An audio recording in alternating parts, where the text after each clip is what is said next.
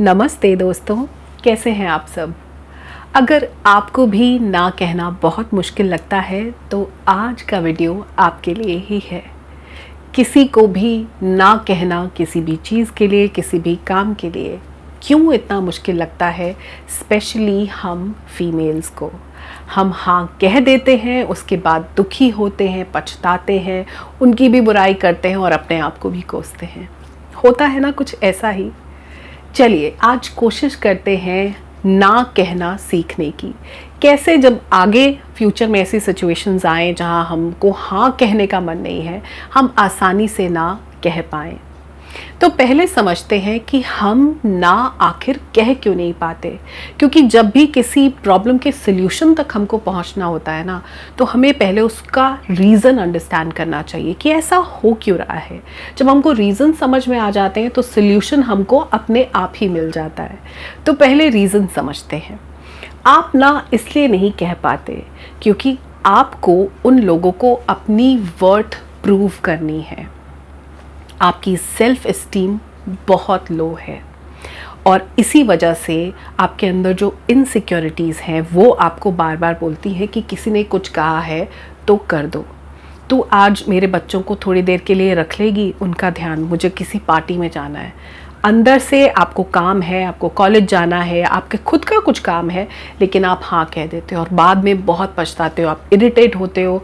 आपको वो टाइम कहीं और लगाना था, लेकिन आपकी सेल्फ एस्टीम इतनी कम है कि आपको लगता है कि ऐसा ही करके मैं अपनी सेल्फ वर्थ प्रूव कर पाऊँगी। आपके अंदर सेल्फ वर्थ बहुत बहुत कम है। आपको लगता है कि दूसरों की बात मानकर ही मैं दिखा पाऊंगी कि मैं कितनी कमाल की हूँ। खुद में उतने सिक्योर्ड आप नहीं हो। ये आपकी इनसिक्योरिटीज़ हैं जो आपको हाँ बुलवा देती हैं, जबकि आप ना कहना चाहते हो। अपने बारे में आप उतने कॉन्फिडेंट हो ही नहीं।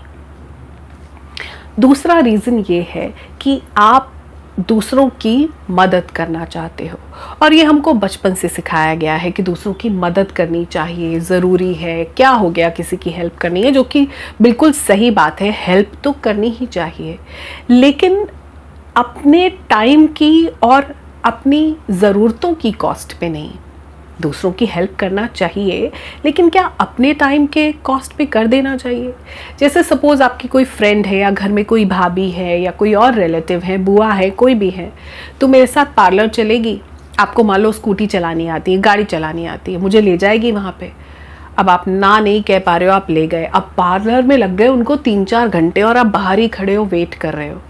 आपके टाइम का क्या हुआ? आपने उनकी तो हेल्प कर दी, आपने वो 3-4 घंटे बाहर बैठ के सिर्फ इंतज़ार किया। अगर आप एक ना कर देते, उन 3-4 घंटे में आप एक किताब पढ़ लेते, अपना खाना बना लेते, अपना घर समेट लेते। आप समझ रहे हो कि किस तरह से हम ना नहीं कर पाते।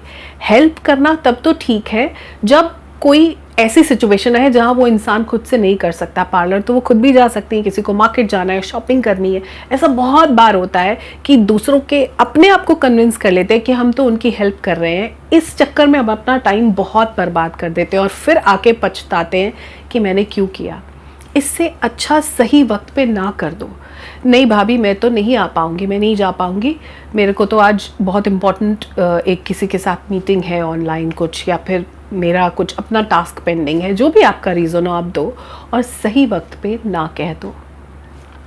तीसरा रीज़न जो काफ़ी ज़्यादा आई थिंक फीमेल्स के लिए बहुत ज़्यादा ये है एप्लीकेबल, वो ये है कि आपको ना सबकी नज़रों में बहुत अच्छा बनना है।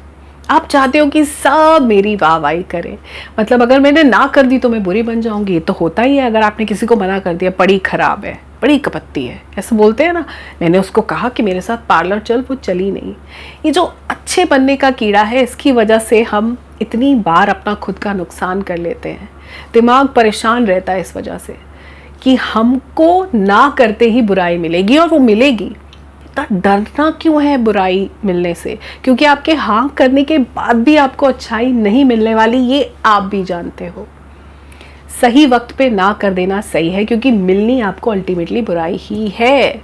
इसलिए ये जो अच्छा बनने का एक शौक है आपको, जो आपका कसूर भी नहीं है, आपके अंदर ठूस ठूस के बचपन से भरा गया है, इसको जब तक नहीं छोड़ोगे आपके लिए ना कहना हमेशा बहुत मुश्किल रहेगा।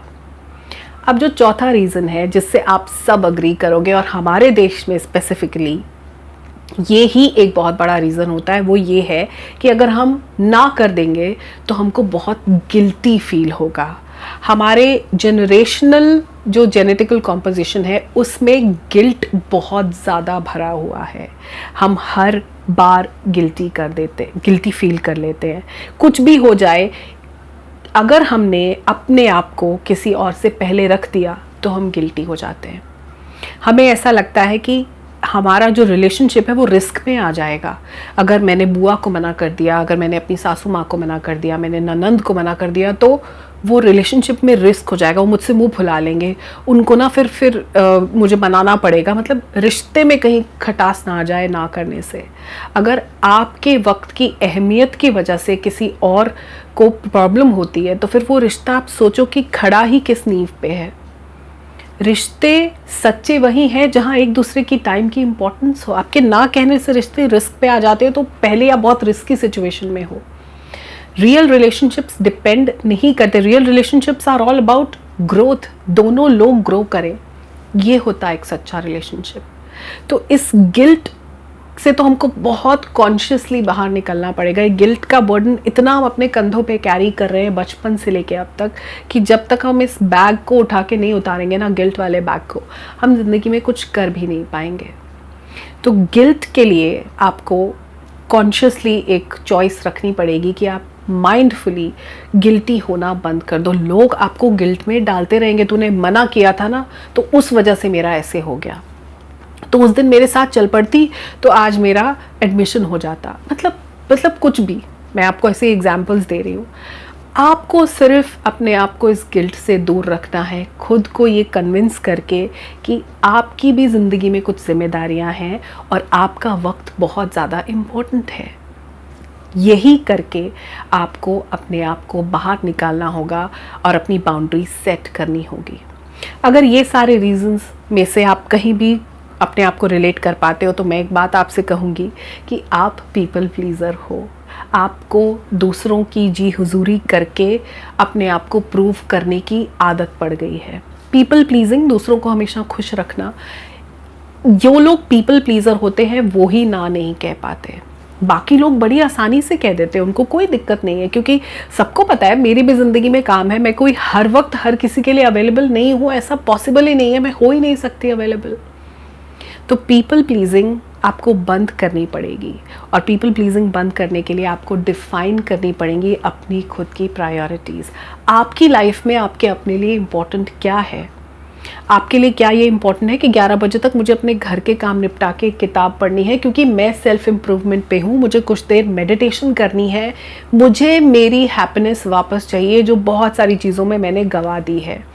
अपनी प्रायोरिटीज़ को डिफ़ाइन करना शुरू करो। लिख सकते हो तो कहीं लिखो, आपकी प्रायोरिटीज़ क्या है? आपकी फैमिली, आपकी जॉब, आपकी हैप्पीनेस, आपका पैसा, आपका फाइनेंशियल स्टेटस बेसिकली, और आपकी मेंटल हेल्थ लिखो। और उनको इम्पोर्टेंस देने के लिए अगर आपको किसी को ना करनी पड़ती है तो ये गलत नहीं है। दूसरी चीज़ जो आप करोगे, आप खुद को वैल्यू करना शुरू करोगे और अपने वक्त को वैल्यू करना शुरू करोगे। ये लोगों को हाँ करते करते आपने बहुत टाइम वेस्ट कर दिया है। पीछे मुड़ के देखो कितनी सारी ऐसी चीज़ें आपने की जो ज़रूरी भी नहीं थी, जिसने कोई वैल्यू एडिशन नहीं किया आपकी लाइफ में, और आप दूसरों को सिर्फ हाँ हाँ करते रहे। दैट मीन्स आपको खुद की कोई वैल्यू नहीं है। अब वैल्यू करना शुरू करो। जो फीमेल अपनी खुद की वैल्यू करती है उसी को बाकी सारी रिश्तेदारी में, समाज में वैल्यू मिलती है। खुद को वैल्यू करना शुरू करो, ना अपने आप आपके मुंह से आ जाएगा। आपको हर वक्त हर किसी के लिए अवेलेबल होने की ज़रूरत नहीं है। ये पॉसिबल ही नहीं है कि आप चादर की तरह बिछे रहो। हाँ, मैं तो मतलब बिल्कुल वेली हूँ दुनिया में, मुझे अपने साथ शॉपिंग करने के लिए ले जाओ, मुझसे अपने घर का खाना बनवा लो, मुझसे अपने घर के गंदे टेबल कवर्स धुलवा लो, मैं हमेशा अवेलेबल हूँ। और फिर बाद में मैं रोऊंगी, पछताऊंगी और कोसूंगी खुद को कि मैं कितनी बेवकूफ़ हूँ। उससे पहले ही अपने आप को वैल्यू करके ना कर दो, मैं ये नहीं कर सकती। अगर आपकी नई नई शादी हुई और सासू माँ एक बड़ा गंदा सा डाइनिंग टेबल का कवर, इसको बेटा तू हाथ से धो दे, नहीं मैंने तो हाथ से कभी नहीं धोए, मैं अपने घर में कभी कपड़े धोती ही नहीं थी, मैं कैसे धो दूँ? आप मेड से धुलवा लो। प्यार से, आराम से भी तो बोल सकते हैं। आप हमेशा अवेलेबल नहीं हो। आपका वक्त इम्पॉर्टेंट है। आप इम्पॉर्टेंट समझोगे तभी दूसरे इम्पॉर्टेंट समझेंगे, नहीं तो आपको हमेशा फॉर ग्रांटेड ही लिया जाएगा। तीसरी चीज़ आप याद रखना कि आप चाह कर भी, बहुत कोशिश करके भी सबको खुश नहीं रख सकते। You can not make everybody happy, नहीं रख सकते। और आप जानते हो इस बात को, आपने इतनी कोशिशें की हैं, इतना सैक्रिफाइस किया है, इतनी एडजस्टमेंट की है, लेकिन फिर भी कभी ना कभी कोई ना कोई मुंह फुला के बैठा ही होता है। कोई ना कोई आपसे नाराज़ होगा, कुछ खटास मन में लेके बैठा होगा। जब अब तक फ़ायदा नहीं हुआ तो अभी भी कोई करिश्मा नहीं होगा। आप कोई भी नहीं हो इतने महान इंसान कि आप सबको खुश कर दोगे। भगवान भी बटे हुए हैं, सोचो, सब अलग अलग को मानते हैं, तो किसी एक से तो सारे खुश हो ही नहीं सकते। आप कैसे खुश कर दोगे? इस कोशिश को यहीं छोड़ दो कि आपको खुश करना है। दूसरे को खुश करने के लिए चीज़ें नहीं करो, कुछ करना है अगर तो खुद को खुश करने के लिए करो। अगर अपने आप को इम्पोर्टेंट समझते हो, अपने आप को वैल्यू करते हो, अपनी प्रायोरिटीज़ अगर आपकी डिफाइंड हैं, तो अपनी खुशी के लिए चीज़ें करो। फिर देखो आपको ऐसी सिचुएशंस ही नहीं आएगी। लोग आपको इतनी जल्दी छोटे छोटे कामों के लिए बॉदर करना ही बंद कर देंगे। वो समझेंगे कि आप कौन हो, क्या हो, और आपकी टाइम की कितनी ज़्यादा इम्पोर्टेंस है। और जो आखिरी चीज़ मैं आप लेडीज़ को कहना चाहूँगी कि जब आप ना करनी शुरू करते हो, इनिशियली ऑफ कोर्स आपको गिल्ट भी होगा, बुरा भी लगेगा। अपोलोजाइज मत करो, माफ़ी मांग के मत करो, सॉरी मैं नहीं जा सकती। असर्टिव होना सीखो। Instead of apologising, sorry word use करने के बजाय अपना रीज़न दे दो। अरे आज तो मेरे को बहुत ज़रूरी काम है, मेरी अपॉइंटमेंट है पार्लर में, आज तो मैंने फेशियल बुक कराया हुआ था, आज तो मैंने अर्बन कंपनी वाले को बुलाया था, मैंने पेडिक्योर बुक कराया हुआ था, आज तो यार मैंने एक ऑनलाइन क्लास बुक की हुई है, मुझे उसके लिए रीशेड्यूल करना मेरे लिए बहुत मुश्किल होगा। सॉरी मत बोलो। सॉरी बोल के ना ऐसे लगता है कि आप कुछ बुरा कर रहे हो, कुछ गलत कर रहे हो। माफ़ी क्यों मांगनी है? आप खुद को ही तो प्रायोरिटाइज़ कर रहे हो। अपोलोजाइज़ करने के बजाय रीज़न दो, और अगर आपको रीज़न नहीं भी देना तो भी उसमें कोई बुराई नहीं है। रीज़न मत दो, बट सॉरी बोलना आपको बहुत, again it comes down to your self worth. जब आप बार बार सॉरी बोलते हो तो मतलब सेल्फ वर्थ बहुत कम है। ये लेस कॉन्फिडेंट लोगों में ही है। काम किसी और का, सॉरी आप क्यों बोल रहे हो? उनको आपसे मदद चाहिए और आप अवेलेबल नहीं हो। It is as simple as that. ना बोलना तो आपको सीखना ही पड़ेगा। जो लोग ना नहीं बोल पाते वो पूरी ज़िंदगी यूज़ किए जाते हैं, उनको हमेशा फॉर ग्रांटेड लिया जाता है और फिर वो लोग बहुत दुखी रहते हैं। और अब तक आप ये जानते हो कि आपको जितना भी स्ट्रेस हो रहा है, जितनी भी एंग्जाइटी हो रही है, इसी वजह से है कि आपको उतनी इम्पोर्टेंस नहीं मिल रही है। कभी कभी खुद को इम्पोर्टेंस देके हम दूसरों की नज़रों में अपनी इम्पोर्टेंस बनाते हैं, और ऐसे ही होता है। आपको भी यही करना है। खुद को प्रायोरिटाइज़ करो, खुद की वैल्यू करो, अपने आप को इम्पोर्टेंस देनी शुरू करो, समझो कि आप बहुत ज़्यादा ज़रूरी हो, अपने आप से प्यार करो, और ये छोटी छोटी प्रॉब्लम्स सॉल्व हो जाएंगी। पीपल प्लीजिंग बंद करो।